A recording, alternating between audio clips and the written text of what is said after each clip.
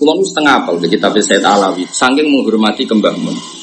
Saya dulu ngaji beliau Faidul Khabir fi ilmi tafsir, satu karena Mbah Mun sendiri yang baca dulu. Saya masih ingat ngaji Faidul Khabir. Karena saya itu hafal Quran sehingga saya paling disayang. Karena ya tadi selain paham saya hafal Quran sehingga sering diminta meneruskan ayat. Ya terus sering diajari sendiri sama Mbah Mun. Sampai sekarang kitab itu masih saya pelajari. Itu dikarang oleh Habib Sayyid Alawi bin Abbas sama Sayyid Muhsin Al-Musawa. Itu orang mana itu? Kang Ali Palembang. Jadi duetnya Sayyid Alawi itu sama orang Palembang. SD-nya masih di Palembang. Terus beliau hidup di Mekah. Kawan dekatnya beliau tidak nyarain At-Taisir fi ilmi tafsir jadi apa? Sayyidul Khabir.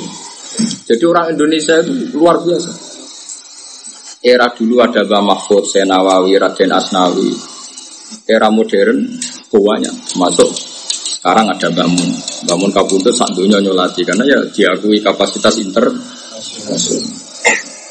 Terus apa? Faidul Barokatnya Mbah Arwani juga diakui ulama-ulama Mesir.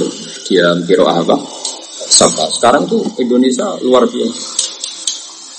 Terus kemarin dokter-dokter tafsir adalah orang Indonesia yang termasuk Mumtaz, ada Pak Quresia, ada Bisofu. Jadi Indonesia itu kan anggen merusak yang mulai gue, tak jamin. Aku barani ngamuk ya ngamuk, ora ya ora, semua yang ngomong wae. Kena tersinggung berarti cawe itu tersinggungan. Cilemno kok tersinggung cawe itu. Karena kita secara sanad gak ada masalah, kapasitasnya internasional semua. Sopo sing ora Senawawi, Syekh Mahfud. Era modern dulu termasuk Dr. Mumtaz di Al-Azhar itu Pak Quresia, Bisofu. Selalu ada orang Indonesia. Murid kesayangan Syed Muhammad dulu ya termasuk orang Indonesia, Gus Naji, Ustaz Ikhya. Ya seputar orang Indonesia. Mulane itu masalah PR bagi generasi ini sampean. Kita harus buktikan bahwa sanad itu masih berlaku. Keren itu Mas ya kan? Ngerora ya aku jadi Sayyidina Ali. Mesti mau meniru sinten. Terus gue tak dokumen jawaban itu. Gue siap-siap udah jadi karena nak gagal jadi kiai wis di jawaban itu. Muga-muga ora gagal. Yang jelas kalau pastikan sanad itu harus dijaga. Barokahnya baca kitab-kitab itu senang. Dulu saya tuh ya tak rapati tak perhatikan kok ada wayu qadaru qabla qaulihi ta'ala ya kana buduku. Dulu saya tidak sampai perhatikan. Baru tak ngenang iya kana budu makna kepadamu kami nyembah. Misalnya Allah sing ngendikan iku nek kanjeng Nabi ya kacau. Tapi ora jarane ngendikane Allah, mau wahyu kok ora ngendikane. Allah ya mesti ngendikane Allah. Tapi nek Allah sing langsung ngendikane kanjeng Nabi kan maknane dadi kacau kan? Karena berarti maknane piye? Kepadamu aku. Akhirnya mufasir pinter ya mau. Sebelum iya kana budu ditakdirkan kata qul. Jadi bre Allah ketemu kanjeng Nabi kira-kira seperti itu. Terus Nabi diwarikul ya Muhammad iya kan aku kan terus bener terus ya wes berarti yang kita baca itu kalamullah yang sudah kita tirukan sehingga ya sudah ketika iya kan aku ya di Allah darani kita ya kita pelafat kalimat itu loh ya toh. Ketika kita sholat iya kan aku pelafat kalimat itu ya kita kepada meskipun asal usul itu tentu kalam paham tapi aja bayangno Allah ngendikan iku ning kowe lha kok maknane ne piye dul paham dong ya ya mosok Allah ngendikan ngene ning kowe ihdinas siraton aku dudono dalan lho iya to kuwi tak karu-karuan ya mesti wae sedurunge ngene lho cung penak donga tak warai ihdinas terus kowe nirokno ya dong, ya clear ya. Ya clear ya. Awas gak salah. Dene wong sapa kowe dene wong. Kok ceramut bolan baleni. Mulane ngaji tenan. Jung gedekno sowan ora tau ngaji. Aneh-aneh Jawa. Jenengane sowan, ora ngalih sowan-sowanan. Jalu itu ngene dukun.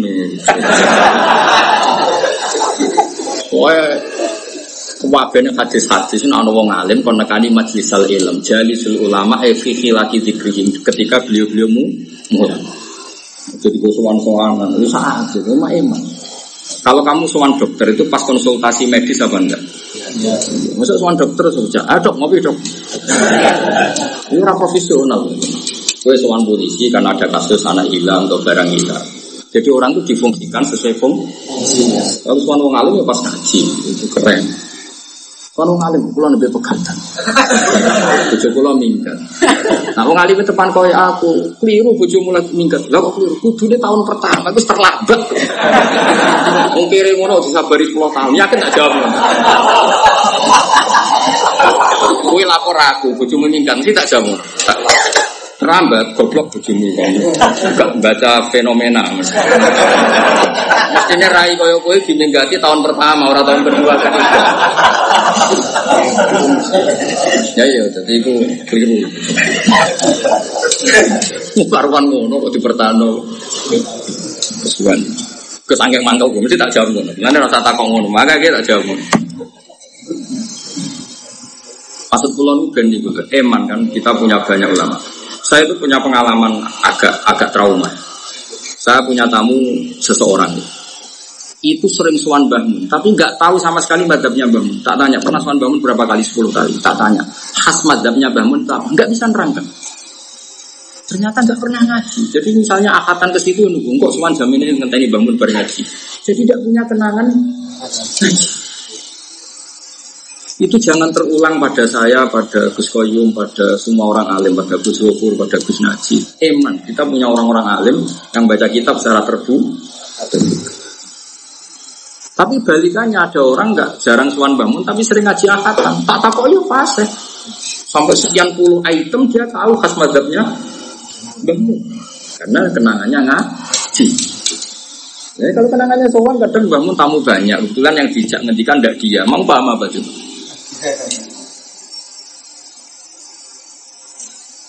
Nah ini seperti ini jangan terulang. Makanya saya punya mazhab gak suka disowani bukan karena apa-apa. Ini sudah lampu merah. Itu tradisi kita ini sudah lampu merah. Kalau seneng wong alim gue sowan-sowan. Mau saya sowan pas. Jadi orang itu sering sowan Mbah Mun.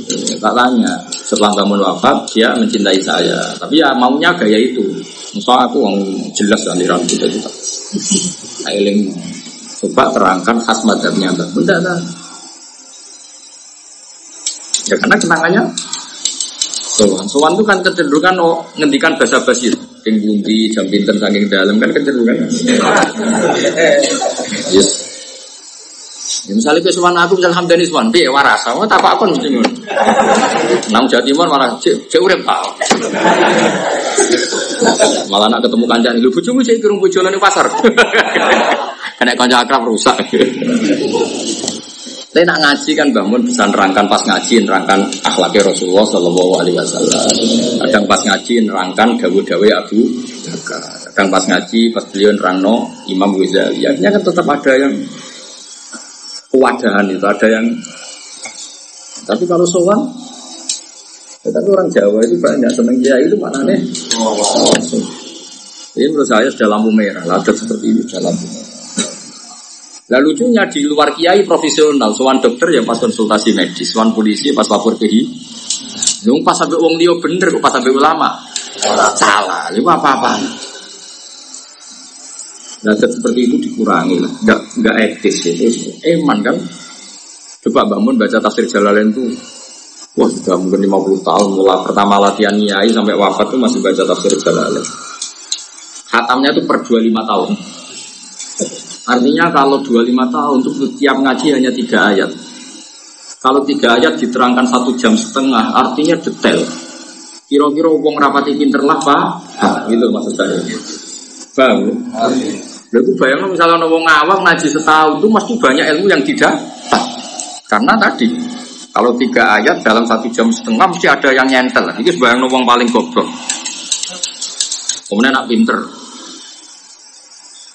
Tapi enggak, mereka malah kadang pas ngaji itu jagungan. Apa ya Usman bangun ngeteni bar ngaji? Lucu kan? Nah, seperti ini enggak boleh berlanjut. Itu menurut saya itu iman, apa?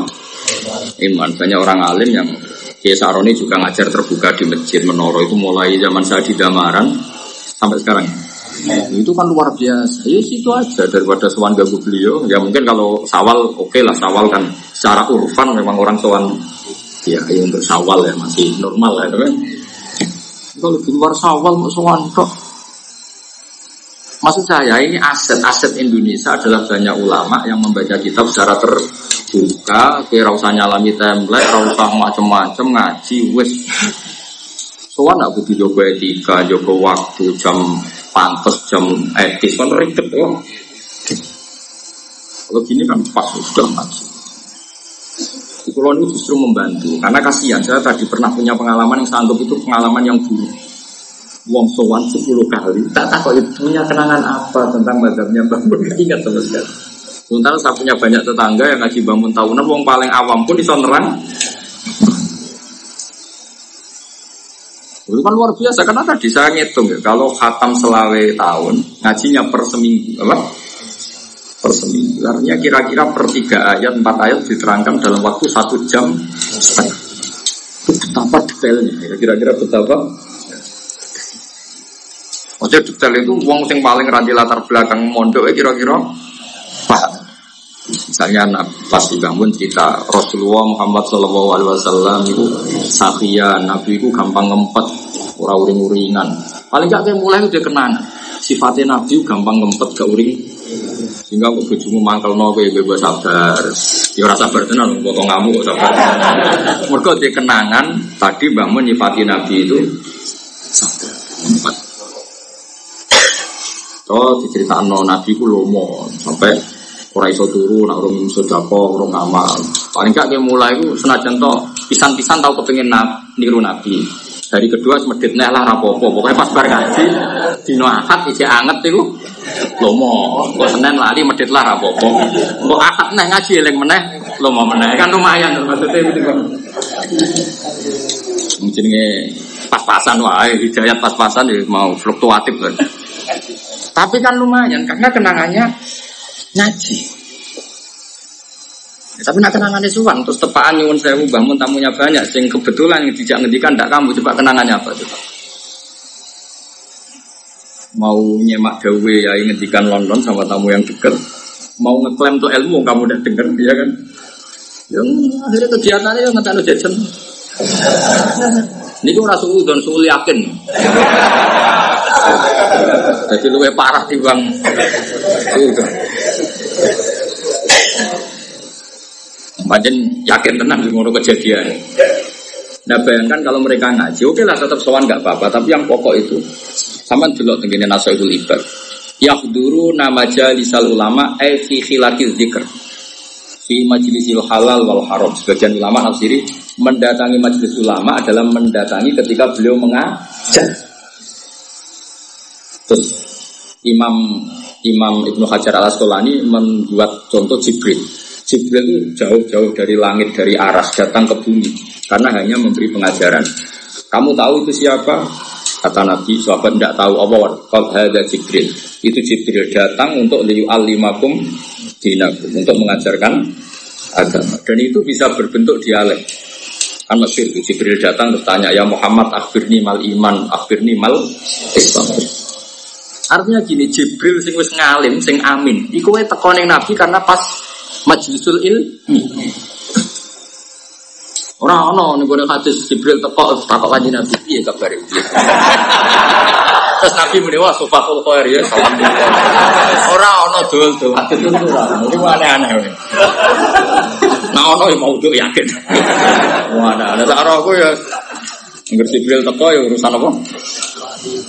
Urusan wahyu, urusan ilmu. Ini misalnya kulo suami Hamdani seperti Gus sehat, gak sehat gak mau diiko ya. Aku takut, lebih kayak sehat. Yang penting sehat orang tuh meriki, malah karu-karuan. Ya nak tekon yang ngaji kan wes no, wes no ilmu. Coba kulo bayang loh, kulo niku es kecelok wong alim. Iku angger sowan Mbah Mun. Ini juara, nara ditimbali atau neng majlisul ilmu. Biasanya kalau dari ngaji muludan, tapi ngaji banyak lah, saya masih punya jam ngaji sama beliau. Termasuk nakriri kitabnya beliau Al-Ulama Al-Mujaddidun. Tiap ketemu saya mesti, iya kitabku, sebuah wocok, tiap ketemu ditanya itu. Beliau senang karena saya baca, saya takriri. Belum pernah saya ditakoi urip pembiye kayak gitu. Bukan dia bukan nanti takriri, takok bujuk lo ya nanti lo ya atau bakat. Kalau tiap ketemu mesti ngetikan itu. Mulai sanat, mulai apa. Karena tadi eman apa? Jadi dulu yang namanya mendatangi ulama itu fi khilatiz dzikr. Wa makna dzikri huna majlisul halal wal masyhur. Jadi orang dalam konteks ulama dzikir itu nyun sewu mboten wiridan mboten dibab itu majlisul halal wal. Kecuali itu di ngendikano tiyang toreko, ini dzikir itu ya dzikir istighosal. Jadi kalau ulama bilang dzikir itu majlisul halal wal haram karena dzikir itu maknanya itu Quran. Lah Quran ngendikan halal haram. Coba tak beri contoh. Wa hadza dzikrum mubarakun anzalna. Maknanya apa? Quran. Inna nahnu nazzalna dzikra. Maknanya apa? Quran. Nah, Quran itu paling banyak ngendikan halal haram sampai Allah duka ketika halal haram diomongkan orang yang tidak kredibel. Itu nih ayat wala taqulu lima tasifu alsinatukumul kadzib ada halal wa ada haram mesti litaftaru 'ala Allahil kadzib. Kowe geman mulang halal haram nak kowe ra alim. Mesti kowe gawe-gawe. Jadi itu sensitif betul kok masalah majlisul halal wal haram. Mergo nak kowe ngomong halal haram kok gak ngalim mesti litaftaru 'ala Allahil kadzib. Pasti kamu gawe. Nah saiki ora. Kiai pas ngaji sithik, pas pisuwanan wae. Mulai wong pegatan, wong utange akeh. Cara kiai aku, kiai kula utange akeh ketara raimu tak jawab ngono. Wong sing utang iku kowe kok kiai bocah rebukan budi. Gua yo mikir. Sing utang sapa cek aku takok. Sing utang lho. Ayo terus kiai bocah. Budi ya itu utang kula. Kadang nek kiai apian ya bebo mikir melok prihatin. Asline yo mato ora urutane kok. Maksud kula adat-adat seperti itu kula cara madzhab kula. Mungkin orang lain enggak sependapat, itu haknya. Tapi kula nu sakake ya. Sani kita sing wonten tiyang alim kathah, sing nom nggih kathah wonten Gus Koyum banyak lah Gusna. Banyak lah. Ada Gus Naji, ada sedikit sini juga banyak lah. Keluargane Pak Arwani, Desa Roni banyak lah. Boyo datangi pas majlisul ilmu. Meskipun kita kadang-kadang soal. Misalnya sak jam nerangno isyang, wis kira paham lah, potongan ra paham. Kan tetap ada kalimat sing nempel. Salim Abu Ghazali ngendikan dunia itu masuratul akhirah, dunia itu tanaman. Wis sithik lah ke nanam terus eling was. Nanam kairut lah telolah sementing duit tanah. Wis ora iso salat suwengi ping 1000 koyo Sayyid Ali Zainal Abidin minimal ape turu salat rong rakaat.